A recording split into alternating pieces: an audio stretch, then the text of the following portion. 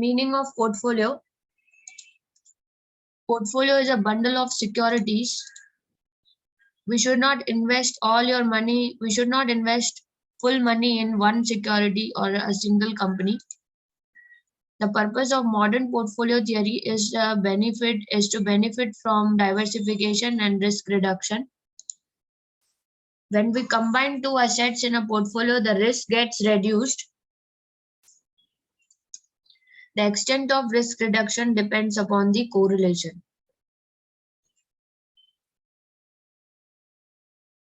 So in this theory, we are talking about the stock market, and when you are investing in large number of different securities, you are diversifying your money into different securities. When you diversify, some stocks will fall, some stocks will increase. So you will get a good return if stock market shares are increasing. If prices are increasing, you will get profit. So this theory was developed by Markowitz. What is range of return? Standard deviation 10%. This is risk part. This is return and risk. Okay. Second security, expected return is 8%. Standard deviation is 10%. You have to minus 10% from 8. You will get 2%. You have to write 10 plus 8, 18.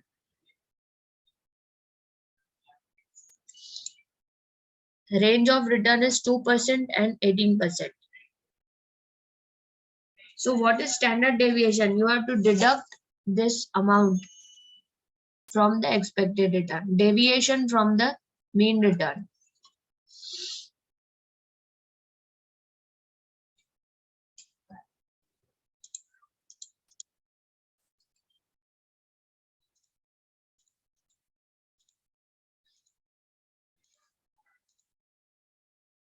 You will get minus 2%. If there is a deviation, what is standard deviation? Deviating from the mean return. 8 minus 10 minus 2. This is deviation from the mean return. If you add this standard deviation, you will get 18%. So what is the range of returns? Either you will get minus 2% return in this particular security, you will get minus 2%, that is loss of 2%, or you will get 18% return from this security.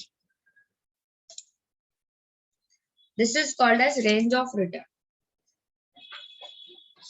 I'm adding standard deviation, I'm deducting the standard deviation. What is deviation? Deviation means you have to add or you have to less from the expected return. Okay. All the investors, they have to calculate standard deviation. What is the risk of my stock?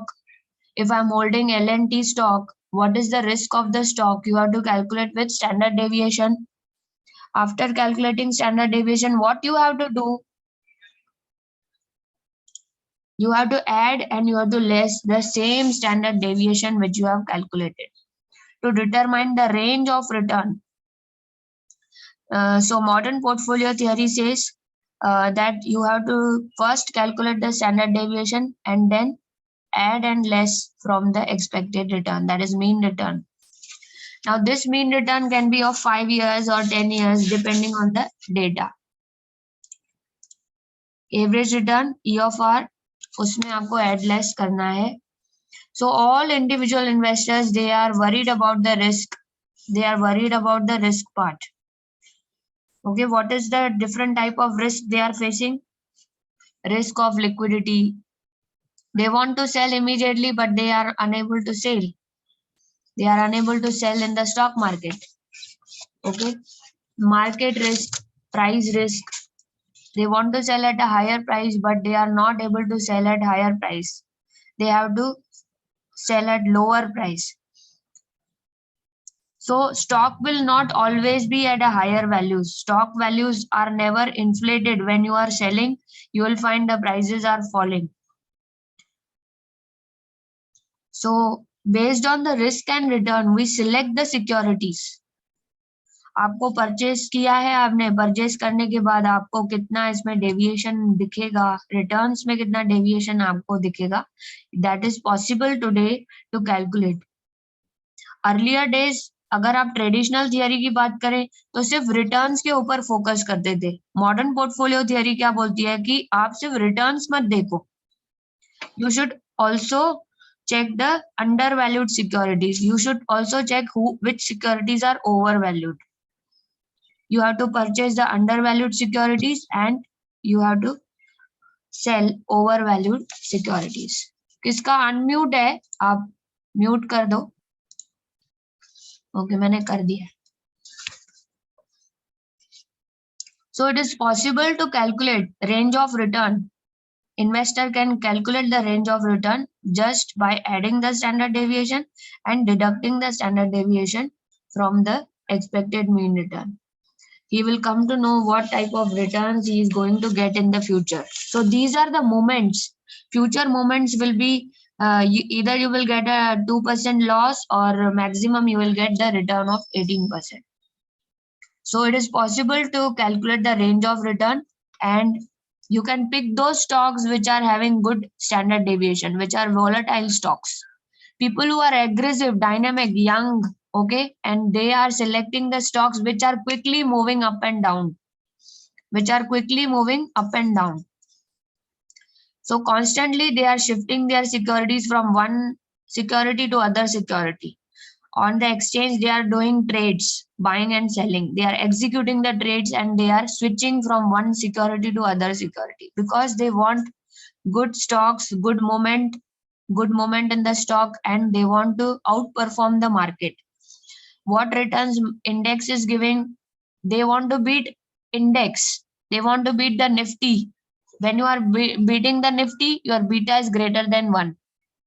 Your beta is greater than 1. You are aggressive. You are taking an aggressive stock which is beating the market, beating the Nifty.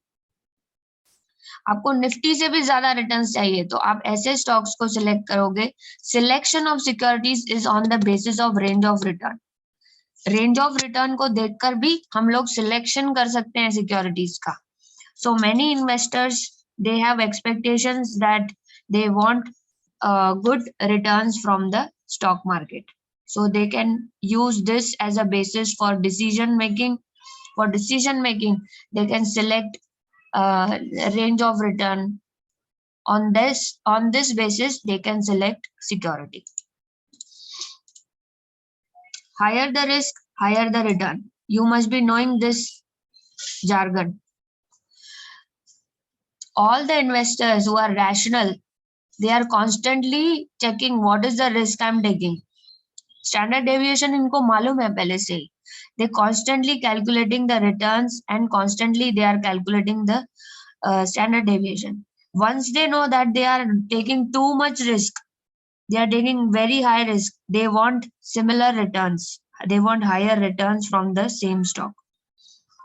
Okay, so investors, they know what type of risk they are taking, how much risk they are taking, and on that basis only they demand they have expectation that we want good return because we are taking high risk.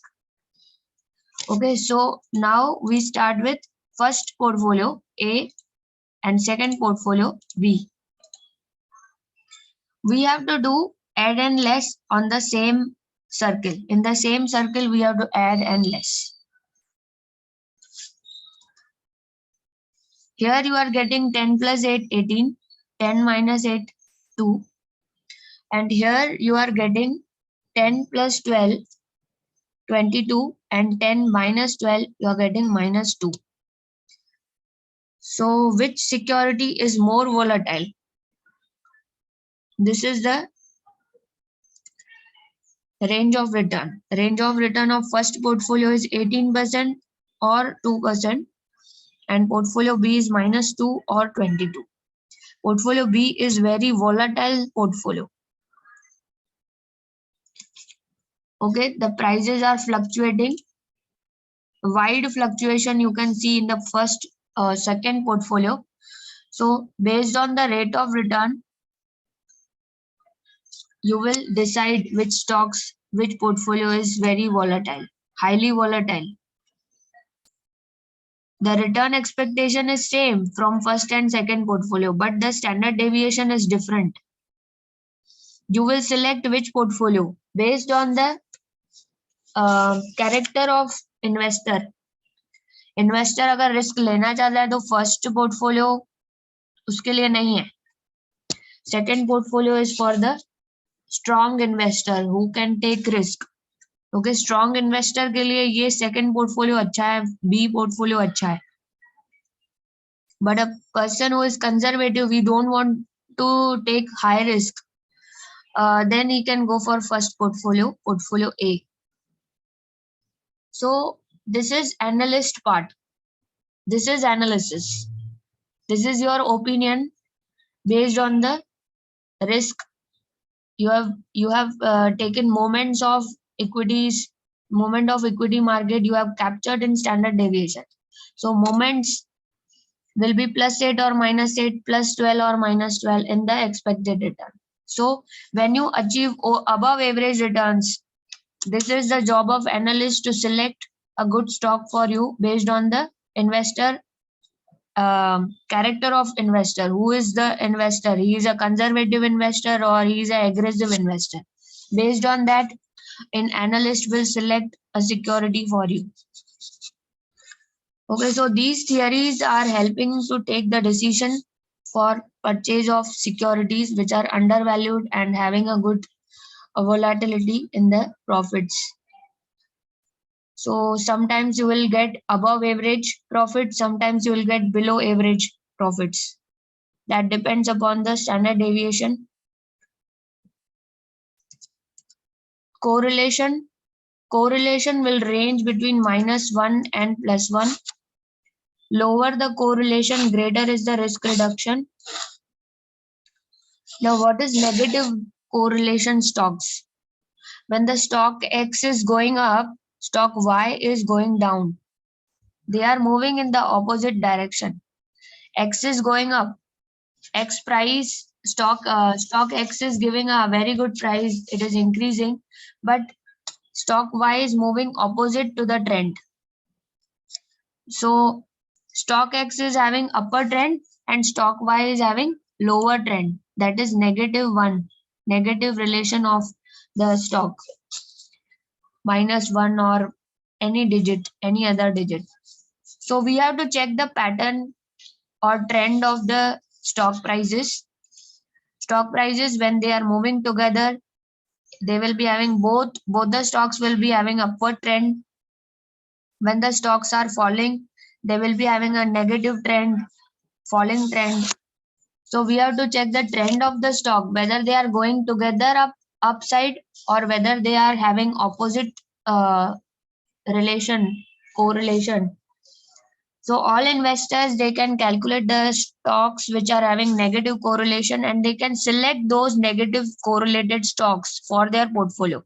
That means when one stock is at least moving up, second is going down, at least you will get profit in one stock.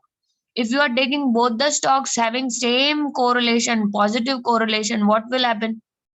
When the market is going down, both the stocks are going down. You are making too many losses in the stock market. So always when you are creating a portfolio, you have to select the stocks which are opposite to each other. That means one stock at least going up, second stock is going down.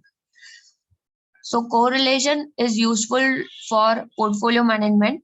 When you are selecting securities to add in the portfolio or basket of securities, you can get negative correlated stocks. Now, what is optimal and non-optimal diversification? I will give you example. You are investing in gold exchange traded fund. That means you are buying e-gold. Okay. Second, also you are buying e-gold. And when you are comparing the gold correlation, that is one. When the price of physical gold will increase, Gold ETF NAV will increase. This is a mutual fund. Second, also gold mutual fund. So both the gold ETF are having relation same. When the gold prices are increasing, both will have higher values. When the gold prices are falling, you will have both the gold ETF giving you low returns or negative returns. If we consider the gold ETF with the S&P 500 ETF, correlation is less than 1. That means this is negative correlation. When you have negative correlation, you are diversifying your money into different assets. You are dividing your money into two different assets. That means your risk is getting reduced. The total risk of portfolio is equal to sum of weighted standard deviation of each ETF. That means I'm talking about the standard deviation. The total risk is called as standard deviation of the portfolio. Here, the total risk of portfolio is less than the sum of weighted standard deviation of each ETF because you are selecting two different assets, gold ETF and S&P 500. This is stock market and this is gold market. The correlation is negative, that is less than 1.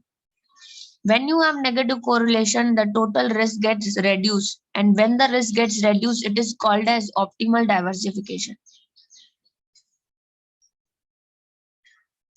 So this helps us to select stocks which are having good diversification. This theory, modern portfolio theory, helps investors to select good stocks which are having diversification and negative correlation. We should not invest all our money in the gold itself. We should invest in gold. We should invest in stock market, in FDs, in post office saving accounts. So we should divide our money into different assets so that we are having different risk and different returns from the portfolio.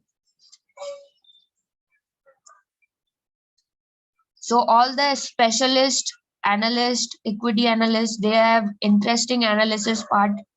They have an opinion that you should diversify your money into different assets because you will find different moments in different assets and different returns you will get from the different assets. So that is optimal diversification. Next model is CAPM model, capital asset pricing model. This is the description of the beta with the expected return. Systematic risk means beta, relation of beta with the return of the stock, return of different assets. CAPM is widely used throughout finance for pricing the risky securities. Now, as you know, equity market is risky. Always we are studying equity market is risky. All the securities we have to study first, analyze first, then we have to invest into equity markets. So first step is fundamental analysis. You have to do ratio analysis. What is the EPS? What is the company earnings? What is the price in the market? Whether it is overvalued or undervalued. So CAPM is a model that will describe the relationship between the beta and the returns of the stock. Okay, and the formula, you know, the risk-free rate plus beta into RM minus RF on the next slide. This is the formula. E of R, this is expected return with CAPM model. RF is risk-free rate. B is beta. RM, E of RM is return on market, expected market return, and RF is risk-free rate on the government securities. Return and the risk both are important. That's why CAPM model is taking into consideration beta, and this helps to take the decision on the expected return and risk of investment. How much risk we are taking and how much return we are getting. As you know, investors are trying to reduce the risk by diversifying the investments. आपको मैंने पहले वाले slides में diversification के बारे में बताया. All the investors are trying, they are attempting to reduce the risk by diversifying their investments. So all investors, they want less risk, but they want more return. ऐसे सारे जितने भी लोगों से आप पूछोगे तो आप वो बोलेंगे कि हमें रिस्क तो कम लेनी है लेकिन रिटर्न्स ज्यादा चाहिए, और जितनी भी रिस्क ली है उनका कंपेंसेशन उनको चाहिए. ठीक है. The investor want more returns, less risk. Is it possible? No. Risk-free rate in the CAPM formula accounts for time value of money. The other components of CAPM account for investor taking on the additional risk. The beta of a potential investment is a measure of how much risk the investment will add to a portfolio that looks like the market.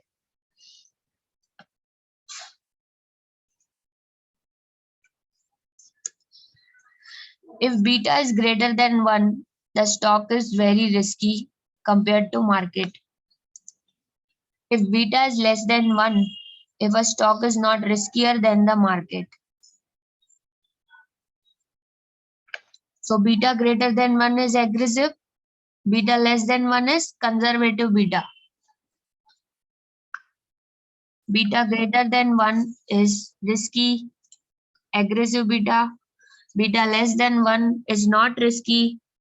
Okay, it is a conservative beta. Volatility of Infosys. Beta का मतलब क्या होता है? Risk calculate करना, systematic risk which cannot be avoided. Beta is that risk which we cannot avoid. Okay. Risk aversion is not possible. Beta क्या मतलब होता है कि आपको ये रिस्क अवॉइड नहीं कर सकते हो, इन्वेस्टर को ये रिस्क लेनी ही पड़ती है. Volatility of Infosys. Beta is 0.63. When Nifty is going up by 10%, Infosys will move up by 6.3% because the beta is 0.63. That means it is underperforming. Infosys is underperforming compared to market. So always we compare with the benchmark. Benchmark is always Nifty or Sensex.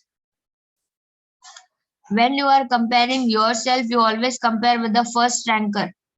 First ranker का कितना marks था, मेरा कितना आया. So always we compare with the benchmark. That is Nifty. Nifty is the benchmark and we are comparing our stock with the Nifty. Infosys stock is less volatile than the overall market because it is unable to beat Infosys. Infosys is going up by 10%, but my stock is only going up by 6.3. So which is less than 1 beta?